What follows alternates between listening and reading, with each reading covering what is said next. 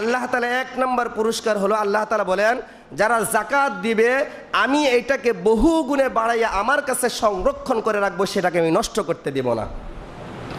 আল্লাহ রাব্বুল আলামিন সূরা বাকারার 110 নম্বর আয়াতের মধ্যে বলেন ওয়া আকিমুস সালাতা ওয়া আতুজ যাকাত, তোমরা যদি নামাজ কায়েম করো, যাকাত আদায় করো, ওয়ামা তুকদ্দিমু লিআনফুসিকুম মিন খাইরিন তাজিদুহু ইনদাল্লাহ, যে নামাজ তুমি আল্লাহ তাআলার জন্য পড়বা, যে যাকাত তুমি আল্লাহ তাআলার জন্য পরিশোধ করবা, আল্লাহ তোমার এটাকে বাড়াইতে বাড়াইতে উহুদ পরিমাণ তার চেয়ে বেশি বাড়াইয়া আল্লাহ তাআলার কাছে সেটাকে সংরক্ষণ করে রাখবেন।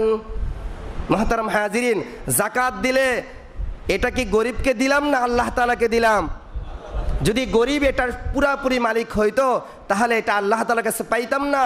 মূলত আমরা যাকাত পরিশোধ করতেছি আল্লাহ তাআলার হাতে, সেটা ব্যয় করতেছে হলো ফকির।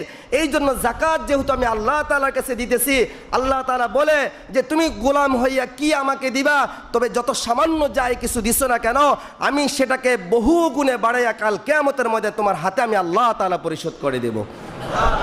তাহলে যাকাতের 1 নম্বর পুরস্কার হলো যেটা খরচ করব ওটাই পাবো না তার চেয়ে বহু গুণে পাইব? বহু গুণে পাইব। এমন কোন ব্যক্তি আছে যাকে বলা হবে তুমি 10 টাকা দিলে 1000 টাকা পাইবা, সে কি অফার নিবে না? কে আছে নিবেন না? হাত তোলেন তো দেখি। যদি বলা হয় যে সিরিয়ালে দিব তাহলে তো আমি সবার আগে পড়বো।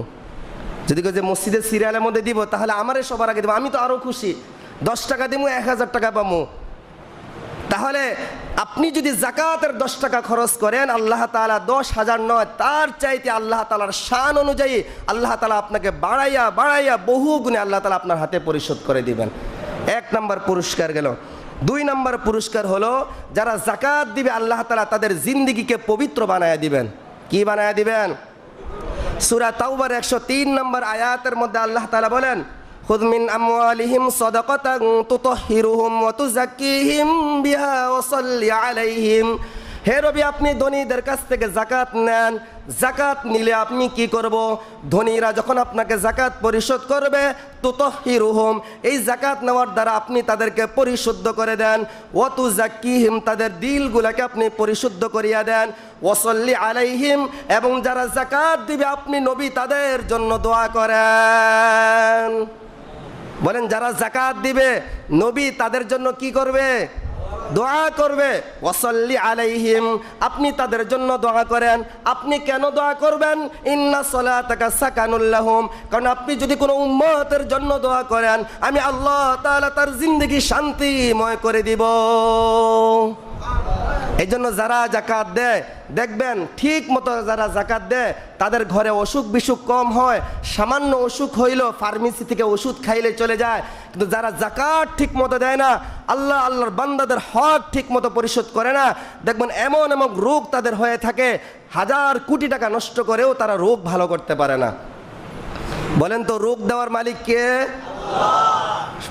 সেটাকে শেফা দেওয়ার মালিক কে? তাহলে আল্লাহর কথা যদি মানেন রোগ আল্লাহ তাআলা দিবেন, যদি না মানেন শাস্তি স্বরূপ আপনাকে রোগ দিবেন। এই জন্য যাকাত পরিশোধ করেন, আল্লাহ তাআলা সমস্ত বিপদ থেকে আল্লাহ তাআলা আপনাকে হেফাজত করে দিবেন। হাদিসের মধ্যে রাসূল করিম সাল্লাল্লাহু আলাইহি ওয়াসাল্লাম বলেন as-sadaqatu turaddul বালা, সদকা বালা মুসিবতকে দূর করে দেয়। যাকাত পরিশোধ করেন, আল্লাহ তাআলা আপনাকে সমস্ত বালা মুসিবত থেকে, অসুখ বিসুখ থেকে আল্লাহ তাআলা আপনাকে হেফাজত করবে। তাহলে 2 নম্বর পুরস্কারের কথা বললাম, যাকাত যারা দেয় আল্লাহ তাআলা তাদের জিন্দেগি শান্তিময় করে দেন এবং রাসূল তাদের জন্য কি করেন? দোয়া করেন। 3 নম্বর হলো যারা যাকাত দেয় আল্লাহ তাআলা বলেন আমি দুনিয়া এবং আখিরাতে আমার রহমত প্রাপ্ত বান্দাদের অন্তর্ভুক্ত তাদেরকে করে নেই। 3 নম্বর পুরস্কার কি? আল্লাহ তাআলা বলেন যারা যাকাত দিবে তাদেরকে আমি কি দান করব? রহমত দান করব। সূরা নূরের 56 নম্বর আয়াতের মধ্যে আল্লাহ তাআলা বলেন ওয়া আকিমুস সালাতা ওয়া আতুজ যাকাত ওয়া আতিউর রাসূল লাআল্লাকুম তুরহামুন। তোমরা নামাজ যদি কায়েম করো, যাকাত আদায় করো, ওয়া আতিউর রাসূল, রাসূলের আনুগত্য করো, যদি এই 3টা কাজ তুমি করো, লাআল্লাকুম তুরহামুন, আমি আল্লাহ তাআলা তোমাদেরকে রহমত নাজিল করে দিব। কোরআনের এক আয়াতের মধ্যে আল্লাহ তাআলা বলেন, ওয়ালাউ আন্না আহলাল কুরা আমানু ওয়াত্তাকাউ লাফাতাহনা আলাইহিম বারাকাতিম মিনাস সামাই ওয়াল আরদি।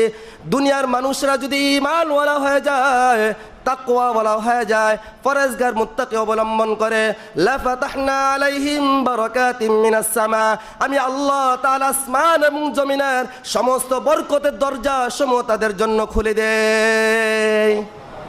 এই জন্য যারা যাকাত দিবে তাদের উপর রহমত বর্ষণ কে করবেন? আল্লাহ তাআলা করবেন। যারা যাকাত পরিশোধ করে না তাদের উপর রহমত থাকে না, তাদের মাথা সারাদিন শয়তান গোবর পায়খানা করে, এই জন্য তাদের মাথাও খারাপ থাকে, শরীরও খারাপ থাকে, পরিবারের সাথে তাদের সম্পর্ক ভালো থাকে না। যারা আল্লাহর সাথে সম্পর্ক ভালো রাখে, পরিবারের সাথে আল্লাহ তাআলা তাদের সম্পর্ক ঠিক করে দেন, ছেলে সন্তানের সাথে সম্পর্ক ভালো থাকে। যে বান্দার সম্পর্ক আল্লাহ তাআলার সাথে ভালো থাকে না, মনে রাখবেন সে পারিবারিক জিন্দিগির মধ্যে শান্তিতে থাকে না। আপনি একটা মিসাল আমাকে দেখান যে আল্লাহর সাথে ওই বান্দার সম্পর্ক ভালো নাই কিন্তু পরিবারের সাথে তার সম্পর্ক ভালো আছে। আপনারা মিসাল দেখাইতে পারবেন? জীবনও পারবেন না। এটা যে আল্লাহর সাথে তার সম্পর্ক ভালো নাই, আল্লাহকে সে নারাজ করে, রাগান্বিত করে, আল্লাহর বিধান সে মানে না, আরো রাগ দেখায়, ওই ব্যক্তির সম্পর্ক সমাজের মানুষের সাথে ভালো কোনোদিনও না। আপনি মনে করেন সমাজের মানুষ তো আমাকে সামনে সালাম দেয়, তো পিছনে গেলে আপনাকে বাপমা তুলে গালিগালাজ করে।